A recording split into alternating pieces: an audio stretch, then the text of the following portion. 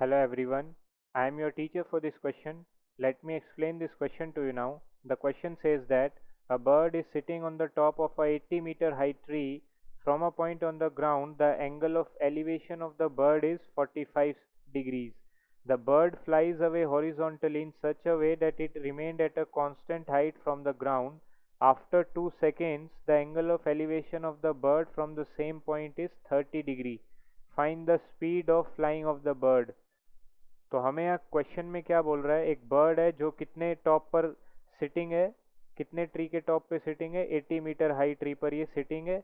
हमें क्या बोल रहा है, जब ये सिटिंग है तो उसका एंगल ऑफ एलिवेशन क्या है, 45 डिग्री। उसके बाद बर्ड ने क्या किया, हॉरिजॉन्टली फ्लाई किया सच दैट कि उसकी हाइट जो है उसमें कोई चेंज नहीं आया, लेकिन आफ्टर 2 सेकेंड जो एंगल ऑफ एलिवेशन है फ्रॉम द सेम पॉइंट वो कितना हो गया, 45 से वो कितना हो गया, 30 डिग्रीज। तो हमें क्या बतानी है, speed of flying of the bird हमें यहाँ पे बताना है। तो हम यहाँ पे क्वेश्चन में सबसे पहले क्या देखें, अगर डायग्राम से let P and Q let P and Q be two position of bird, हम क्या लिख लेते हैं, let P and Q be the two position of bird. And दूसरी चीज हम क्या लेट करते हैं यहाँ पे, let A B the point, A B the point of observation, जहां से क्या कर रहा है, ऑब्जर्वेशन पॉइंट है ये हमारा ए। तो यहां से अगर हम देखें, अब क्या लिख लेते हैं हम, let A B C B the horizontal line through, let A B C B the horizontal line through A. तो अगर हम यहाँ डायग्राम में देखें, ये जो ए बी सी हमारी लाइन है, क्या हॉरिजॉन्टल लाइन है थ्रू ए। तो अगर हम आगे अभी इसको सॉल्व कर रहे हैं तो हमारे को गिवन एंगल ऑफ एलिवेशन यानी कि ये एंगल है 30 डिग्री गिवन है। जब बर्ड कहाँ पहुंच गया, आफ्टर 2 सेकेंड क्यू पॉइंट पर, और 45 क्या था पहले जहाँ पर वो था 80 मीटर हाई ट्री पर जब वो था। तो यहाँ से अगर हम देखें क्वेश्चन में, तो एंगल जो होगा पी ए बी वो किसके इक्वल है, 45 डिग्रीज के। और जो एंगल क्यू ए बी है हमारा, एंगल क्यू ए बी वो क्या है हमारा, 30 डिग्री। तो अगर हम यहाँ पे अभी इसको इनकी हेल्प से इसे सॉल्व करें, ऑल्सो ऑल्सो जो हमें पी बी है वो क्या है, 80 मीटर। तो यहाँ से अब हम कौन सा ट्राइंगल कंसीडर करते हैं, इन ट्राइंगल कौन सा ट्राइंगल लेते हैं हम, A B P. A B P में हमारा क्या बनेगा, 1065।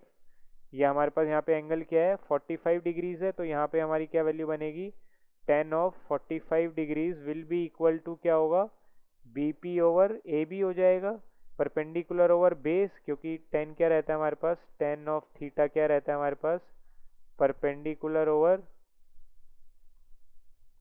परपेंडिकुलर ओवर क्या रहती है वैल्यू, बेस रहता है। तो यहाँ पे अगर हमने 1045 लिखा तो ये क्या हो गया हमारे पास, ये क्या हो गया, पी बी ओवर, या हम इसे क्या बोल सकते हैं, B P over A B 1045। तो यहाँ से 1045 की वैल्यू हमें पता है क्या रहती है, 1 रहती है। और पी बी हमें क्या गिवन है, 80। तो यहाँ से हमारा क्या आ जाएगा, ए बी आ जाएगा। यहाँ हमने कैसे लिखा इसको, क्योंकि हमें 1045 डिग्री की वैल्यू क्या मालूम है, 1। तो यहाँ से अगर हम इसको ए बी के लिए सॉल्व करें तो ए बी क्या आ जाएगा हमारे पास, ए बी भी कितना आ जाएगा हमारे पास, 80 मीटर। अब हम कौन सा ट्राइंगल कंसीडर करते हैं, in triangle A C Q, हमारे पास क्या गिवन है, 1030, वो भी क्या रहता है, परपेंडिकुलर ओवर बेस। तो अगर इस ट्राइंगल में हम देखें तो 1030 क्या आएगा, सी क्यू ओवर ए सी। तो यहाँ से हमें 1030 की वैल्यू पता है, 1/√3 रहती है। और सी क्यू क्या है हमारे पास यहाँ पे, सी क्यू कितना होगा, अगर हम यहाँ देखें सी क्यू भी कितना होगा हमारे पास, 80 मीटर हो जाएगा। तो यहाँ से सी क्यू क्या हो गया, 80 मीटर। तो यहाँ से हमारा क्या आ जाएगा, ए सी। यहाँ भी हमने क्या किया, 1030 की हमें वैल्यू मालूम है जो हमने यहाँ पे पुट की, 1/√3। तो यहाँ से हमारा वैल्यू किसके इक्वल आ जाएगा, ए सी का।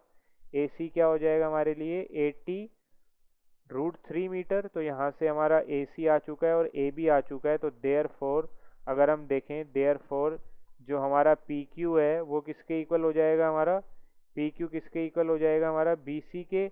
और बी सी क्या है हमारा, यहाँ पे अगर हम डायग्राम में देखें, पी क्यू किसके इक्वल है हमारा, पी क्यू किसके इक्वल है, बी सी के। और अगर हम यहाँ पे बी सी को लिखें तो हम बी सी को क्या लिख सकते हैं, बी सी को हम क्या लिख सकते हैं, ए सी माइनस ए बी। तो हम इसको क्या लिख सकते हैं यहाँ पे, ए सी माइनस ए बी। तो ये किसके इक्वल हो जाएगा हमारे पास, AC कितना आया हमारे पास 80√3 और AB कितना निकाला है हमने 80। तो यहाँ से ये वैल्यू किसके इक्वल आ जाएगी, अगर हम यहाँ से 80 को कॉमन ले तो 80 इंटू क्या रहेगा √3 -1 मीटर में आ जाएगी ये वैल्यू। तो यहाँ से हमारा क्या हो जाएगा, देयरफॉर ये डिस्टेंस है जो बर्ड ने कवर किया, देयरफॉर द बर्ड कवर्स कितना डिस्टेंस उसने कवर किया है 80 इंटू √3 - 1 मीटर इन 2 सेकेंड्स। तो यहाँ से हमें क्या पूछ रहा है, स्पीड पूछ रहा है। तो देयरफॉर हमारा स्पीड का क्या फॉर्मूला हो जाएगा, स्पीड ऑफ बर्ड क्या हो जाएगा हमारे पास, क्या फॉर्मूला हो जाएगा, डिस्टेंस अपॉन टाइम हो जाएगा। तो यहाँ से हमारा डिस्टेंस कितना है 80√3 -1 और टाइम कितना ले रहा है 2 सेकेंड, ये क्वेश्चन में ही हमें बोल रहा है। ये हमने कहाँ से लिखा, क्योंकि हमारे पास जो स्पीड का फॉर्मूला होता है जनरल, वो क्या रहता है हमारे पास डिस्टेंस अपॉन टाइम। तो यहाँ से हमने क्या यूज़ कर लिया, यही फॉर्मूला यूज़ कर लिया, हमने डिस्टेंस निकाल लिया, टाइम हमें क्वेश्चन में ही बोल रहा है।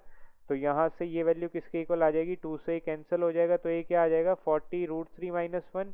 और √3 की हमें क्वेश्चन में वैल्यू कितनी बोल रहा है लेने को, √3 की हमें क्वेश्चन में वैल्यू क्या बोल रहा है, क्या लेनी है 1.732। तो ये किसके इक्वल हो जाएगा हमारा 1.732।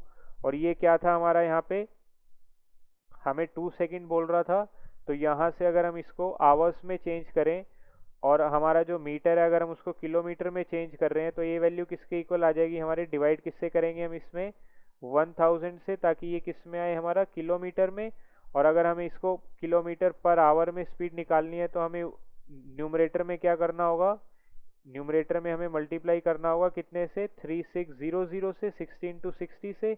यहाँ हमने ये कैसे किया, बिकॉज 1 आवर में कितना सेकंड्स रहता है हमारा 3600 एंड हमें क्या मालूम है 1 किलोमीटर में कितने मीटर्स रहते हैं हमारे पास 1000 मीटर। तो यहाँ से हमारा वैल्यू क्या आ जाएगा, अगर अभी हम इस वैल्यू को सॉल्व कर ले तो ये वैल्यू किसके इक्वल आ जाएगी हमारी 144 इंटू किसके इक्वल आएगा ये वैल्यू हमारा 1.732 -1। तो ये वैल्यू किसके इक्वल आ जाएगी हमारी 105.408। तो ये क्या आ जाएगा हमारा किलोमीटर पर आवर में। तो जो स्पीड ऑफ बर्ड आ रही है हमारी इस क्वेश्चन के लिए, ये हमने स्पीड निकाली है। तो हेंस क्वेश्चन में हमसे स्पीड ही पूछ रहा था, तो स्पीड ऑफ बर्ड कितना आया हमारे पास, कितनी वैल्यू आई है 105.408 किलोमीटर पर आवर।